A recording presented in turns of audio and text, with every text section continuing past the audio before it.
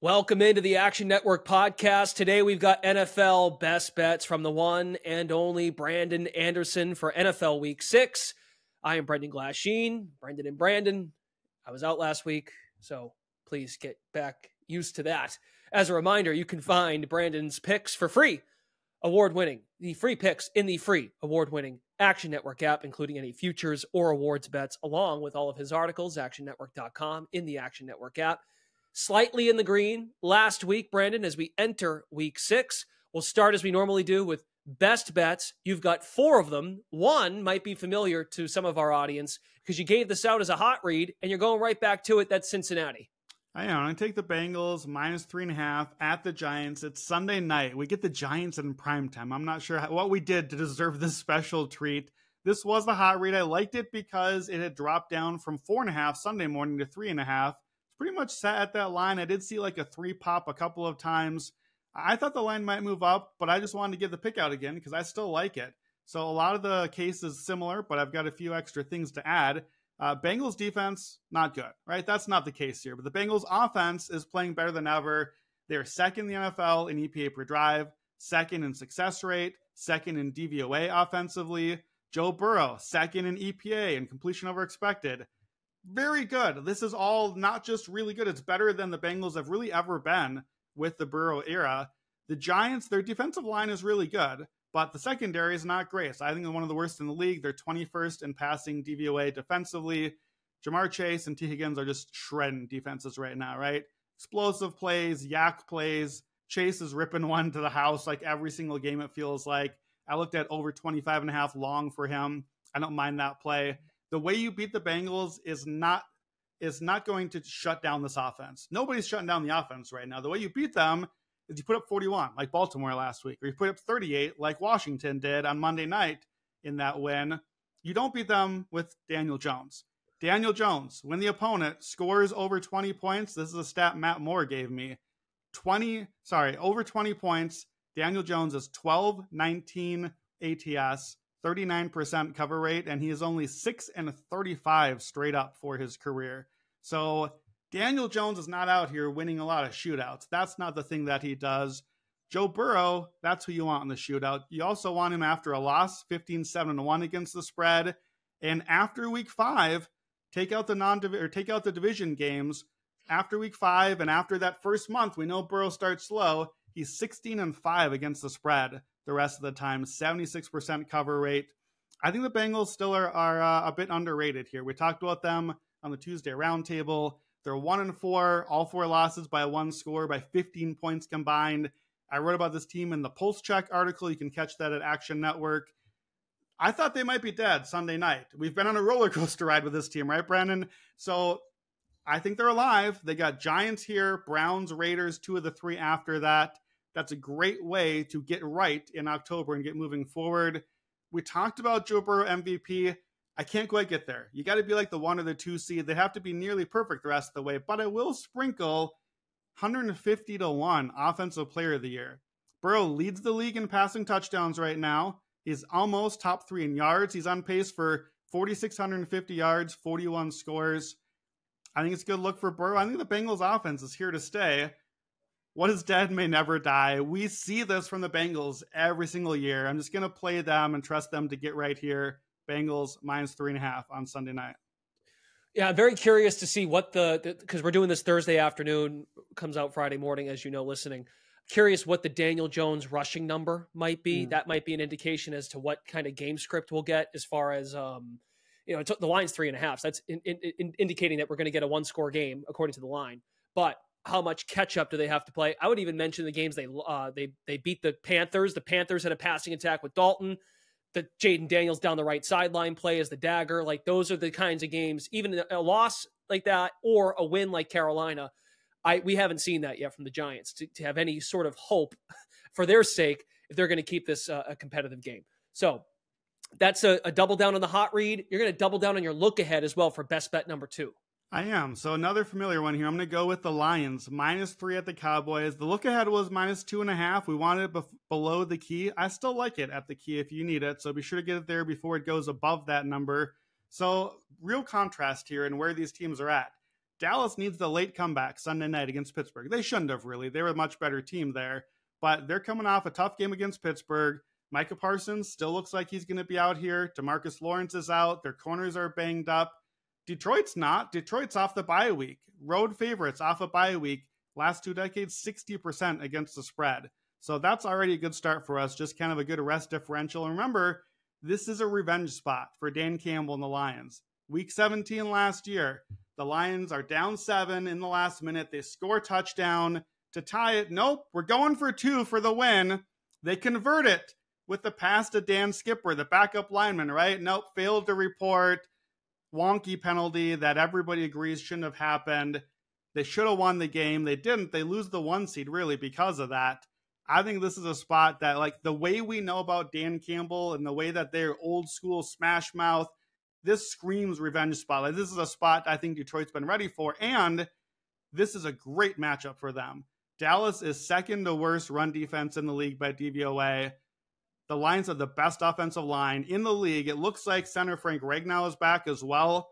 This is set up for a spot for Detroit to just run all over the Cowboys defense. So this was, for me, a matchup play more than anything. That's what jumped out, because Detroit just controlling the clock, running the ball, moving the chains, and just keeping Dak and CeeDee off the field is a pretty good way to do it. I honestly thought, Brendan, that I wanted the 2.5 because it would get to 3.5 maybe, and then the trends would say, okay, it's a Dallas spot now. It's not. It's a Detroit spot still. Again, let me give you some of the trends that I like here. Dan Campbell as a favorite, 65% against the spread. Dan Campbell out of the bye week, 3-1 ATS. Jared Goff out of the bye week, 5-2 against the spread. All right, how about against teams above 500, which both of these teams are? Dan Campbell, 16-6 ATS, 73%. Jared Goff, 59%. For all the crap that we give him, his teams are playing well against teams above 500. Hey, you know whose teams don't play well against teams above 500? Dak Prescott, 19-27 against the spread, only 41% cover rate. So that's a lot of numbers. They're all telling you the same thing. We like Campbell and Goff off the bye week. We like them as favorites. We like them against good teams. We do not like Dak in that spot.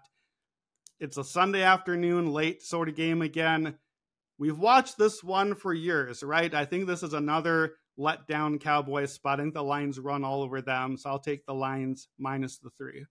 Yeah, I can't disagree with this at all. And not to mention, Parsons' injury. He didn't practice Wednesday. Kendricks is hurt. Their whole front. Hearing the Sunday night broadcast, just the number of guys Mike Zimmer's going to go. Mike Zimmer's a good coach, I think, a good defensive coordinator. But the number of guys they've had to go through in that front seven. They made Najee Harris looked respectable as a running back the other day. I mean, they didn't use Fields as well as they thought they could have, but the Dallas concerns up front.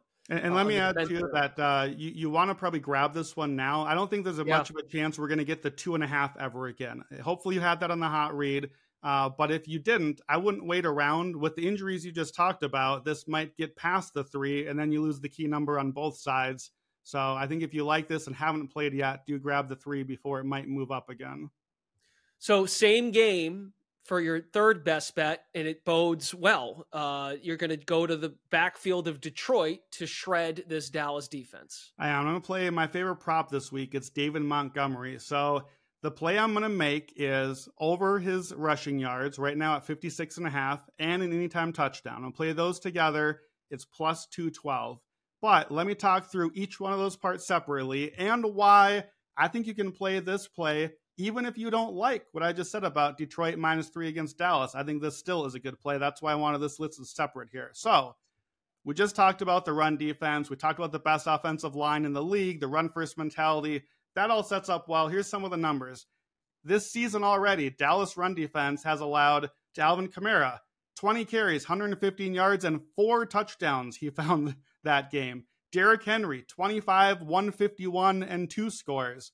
Last December, so not that long ago, the Cowboys allowed to James Cook 25 carries, 179 yards, and 2 scores. Week 17, that game we just talked about, David Montgomery, a little more modest, 14 carries, 65 yards, and a score. So here's the thing. I thought I was going to be all in on the Montgomery escalator. I was going to go for the big game, the Derrick Henry-esque, the 102 scores sort of thing. I can't quite get there, but I do like this moderate outcome here. So Montgomery scored a touchdown all 4 Lions games this year. And it turns out that's pretty much the standard for him. Last season, he played 14 games for the Lions. He had 13 touchdowns. In Detroit, he's scored a touchdown 15 out of 18 regular season games. That would mean his touchdown line should be like minus 500 in theory. It's minus 127 here. So if you just like that part, I like that. However, no escalator. Lions games, a touchdown in 15 out of 18. Only once has he gone over 1 touchdown. I don't even understand that. That doesn't make any sense to me. It's like Ben Johnson's like, all right, we use that play. Let's do some other creative thing now. He doesn't catch touchdowns, hasn't done that in Detroit. So no touchdown escalator, just 1. I'm confident in 1, not more than 1. All right, so that's that part. Rushing yards, same 18 games with Detroit. He's at least 55 yards, 14 out of 18. We need 57 here. So we're right there at the number. 14 out of 18 is a great odds in our favor. Why is the line low? Well, he has gone under 55 2 of the last 3. So I think we're just getting a discount based on just recency bias. Remember, Frank Ragnow was out one of those games. I actually look at the numbers here. I would make his line, if I were setting it, maybe like 65 to 75. That's where it should be. The median for him in Detroit's been about 70. He's at least 65 yards 2/3 of the time, 74 yards almost half the time. So that's why I like the over 56.5 line. I talked about why I like the touchdown line. Now why together? Okay. 55 yards and a score. You look at Detroit for Montgomery's career, he's done 55 and a score in 14 out of 21 games, counting the playoffs. So that's 2 out of every 3 games that he suits up. He gets his usual 55 and a touchdown. Kind of reminds me, I'm a Vikings fan. Remember Leroy Horde from back in the day, 25 years ago? We used to say about Leroy Horde, you need a yard, I'll give you 3. You need 8 yards, I give you 3. Like, that's David Montgomery. He's just going to give you the 3 yards up the middle. He's going to find the end zone. And 55 and a touchdown, here's the thing. He's done that in 4 of Detroit's 7 losses during that span, too. Like I said, you can play this even if you don't like the Detroit side. So that's what I like here. I'm going to do over 56.5 and the touchdown. It's plus 212. I'm going to do a small escalator, just a little bit here. 70 yards and a touchdown is plus 325. I don't want to go past that. He doesn't usually have explosive long runs. He's not getting double touchdowns. If you want to play that with the Lions side, I don't mind, but I think he can hit it even in a loss. So be creative how you want to combine it. That's the way I'm doing it. But I think Montgomery has a good but not great game this week. Will your unit size come down slightly because of a parlay situation? This is the 56.5 over and a touchdown is a full unit play. That's why I wanted this one separate on here, even at plus 212. So that's a full unit. The unit size will come down on the 70 and a touchdown escalator. That's probably like a quarter or a half. If you put that with a Lions money line or Lions -3, probably a little lower as well, maybe like a quarter on that. But you're probably not going to get a ton of juice on that either because the books are going to think that that's correlated. And actually, that's why I don't mind playing it separately, because the numbers say it's really not that correlated. So you might be kind of penalizing yourself on it. I'd rather just hit them both separately, I think. Yeah, now you broke it down. It's a good way of putting it, especially if it doesn't go your way and the Lions side. I still think that that's a good way of breaking it down. Zooming all the way to Monday night, Jets, Bills. It's the first game for New York. Off of Robert Saleh, so a new head coach, interim head coach. They're changing the play caller. Yet you're going to come back on the other side. The unit that has been good for the Jets, Saleh's side of the ball, the defense. There's an angle here that you like. For your I'm going to bet on something that has not yet happened this season, believe it or not. I'm going to bet on Josh Allen to throw an interception. Over 0.5 interceptions. It's -120. So we'll talk about the matchup here more on Sunday night when we get there. These teams have split the last 2 years. The Jets won both home games, and they won those home games with absolute nightmares from Josh Allen. He has not enjoyed playing this defense, which is still the same defense. They still got Jeff Ulbrich around to lead the defense. They still got all those playmakers. In those 2 losses at the Jets, he got sacked 5 times each one of those games, and he threw 5 interceptions between the 2 of them. So that's the trend here. Last 4 games against the Jets, 6 interceptions for Josh Allen. He's had at least 3 straight at the Jets. This game looks like windy, possibly, so that could get us there as well. And of course, I wish for health for players, but if you watched last week against Houston in the 4th quarter, he went to the blue tent. he took a hit on the ground. Sure looked like a concussion check to me and made some kind of questionable decisions late there as well. So I think that's a possibility here that just like he's not quite right or something is off. So I have to factor that in as well. Allen's not thrown an interception yet this season. So that seems like, well, why do you want to play that now? Well, turnover-worthy plays from PFF, he has a 5.5% turnover-worthy pass rate so far. That is his worst since his rookie season. It ranks 29th in the NFL out of 32 quarterbacks. So 0 interceptions is buying us value. We're getting minus 120 here. I asked our interceptions expert, Joe Gallant. He said this is usually more like minus 150 last year and still cash a lot of the time. We're getting a discount. We really shouldn't be. We're getting a discount because there's a big goose egg on that number, but he's still putting the ball up for grabs out there. And I have to have a little fun. You can, at some books, sprinkle the 2 interceptions number. Against the Jets, he's had 10 full starts in his career. He's had multiple picks, 4 out of the 10 in those games. Last 3 seasons, 24% of the time, he's had multiple interceptions.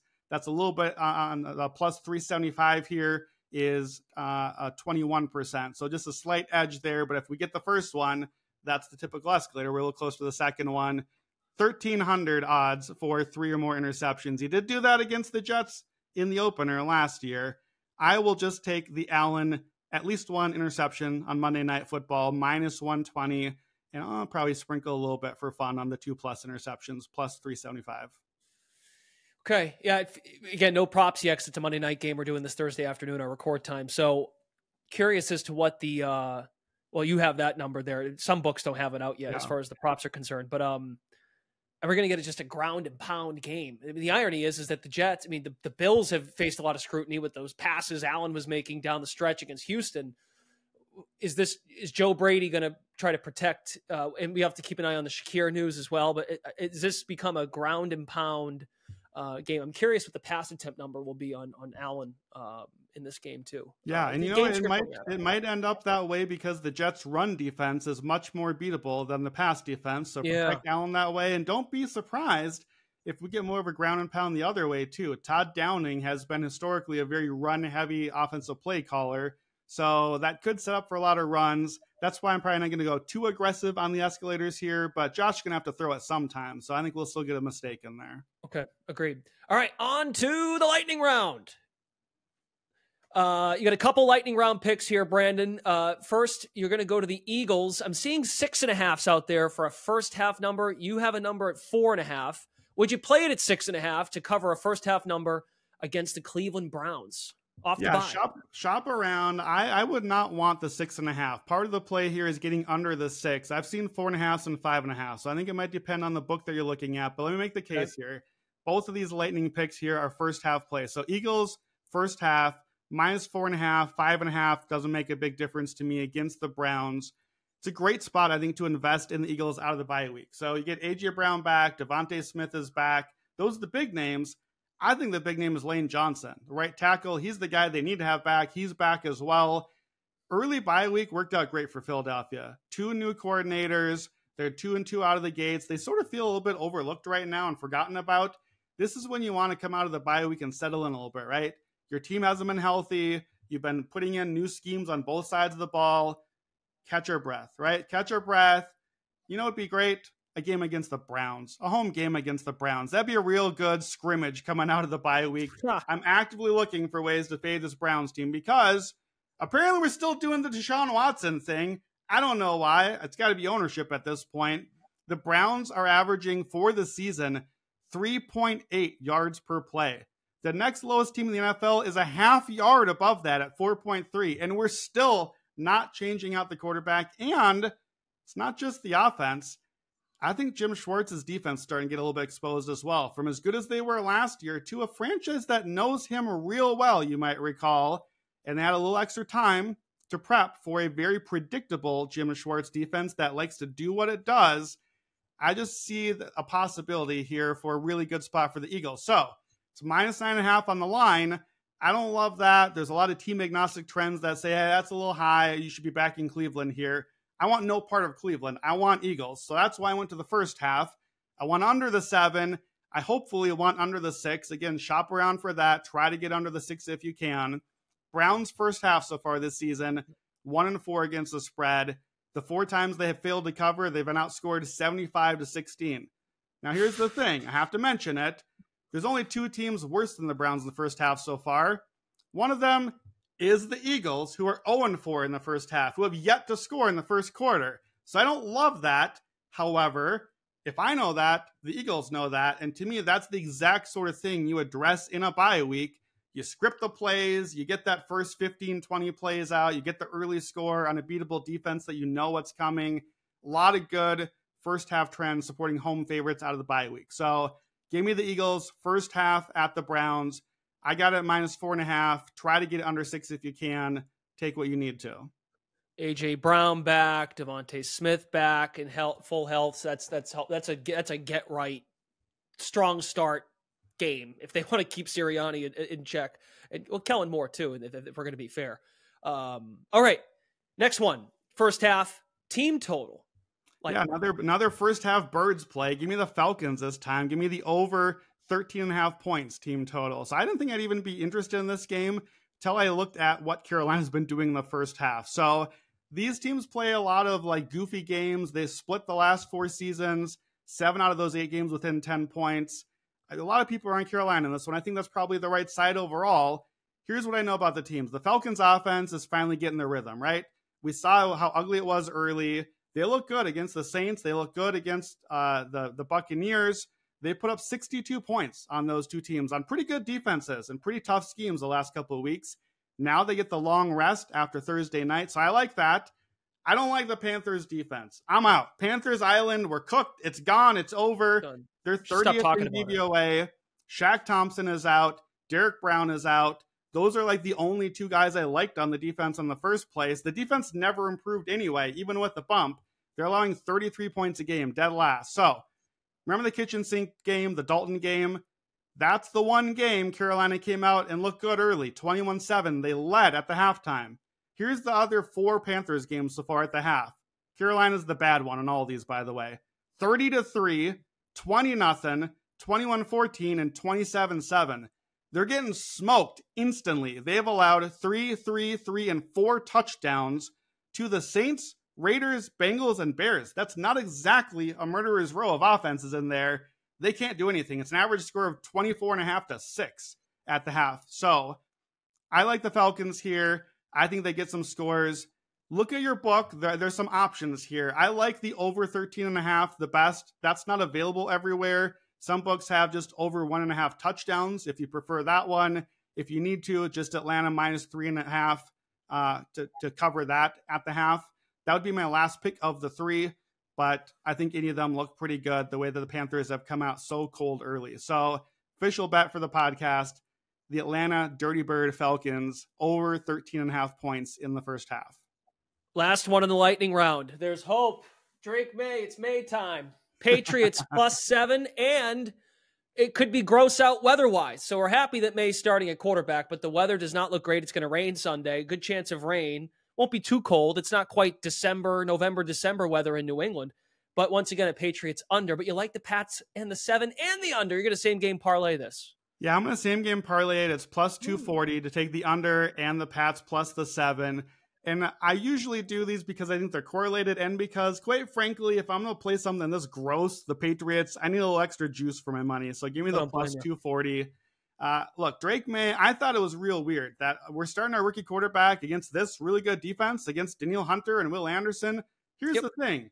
Jacoby Brissett is a statue. He cannot move around back there. The thing that Drake May specifically is good at in the scouting report is moving in the pocket, throwing off platform, handling the pressure. So I actually think maybe on purpose they're starting Drake May in this game to give themselves a little bit of some juice here.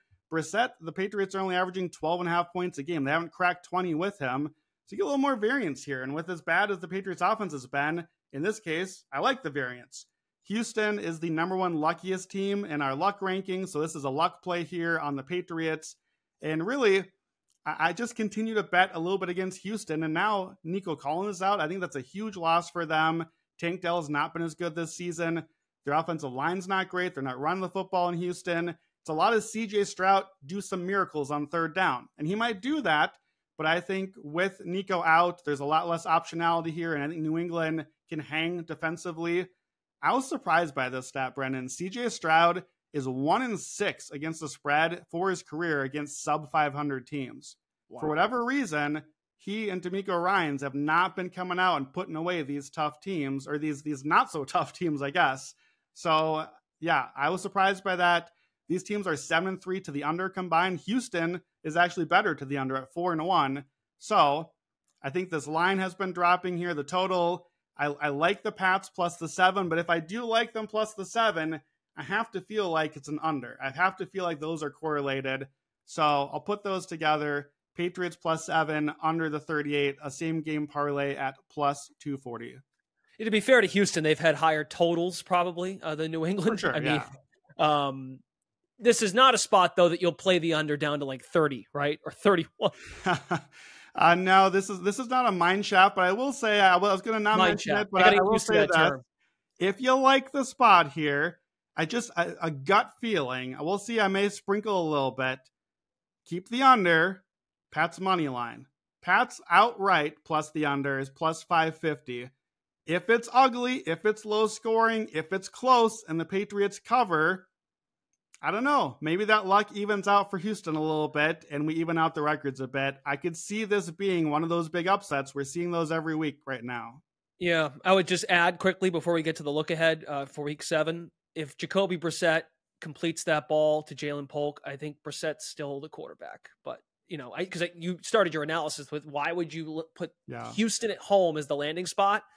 If Brissett has a game-winning drive, despite how gross that game was and how bad Miami was trying to give you the game, I think Brissett's the guy. But you know what? I'm trying to be optimistic around here, so we'll see what happens. And I agree with the coming out of the draft, Daniels and May had the same kind of love as far as what they could do to scramble from pressure. And can May give you 2 or 3 of those plays to make a difference to cover a 7? I think so. Is he going to scramble and get away every single play? Probably not. Houston will get to him. There will be sacks in this game, but can he get by a few times, unlike Brissett? I can see it. Yeah. Okay, let's wrap. We'll spend just a couple minutes here on your look ahead for week 7. Yeah, we're going back to a familiar play here, which is we're fading the Giants. I think for the 4th straight week here, we're going to take the Eagles minus 3.5 at the Giants.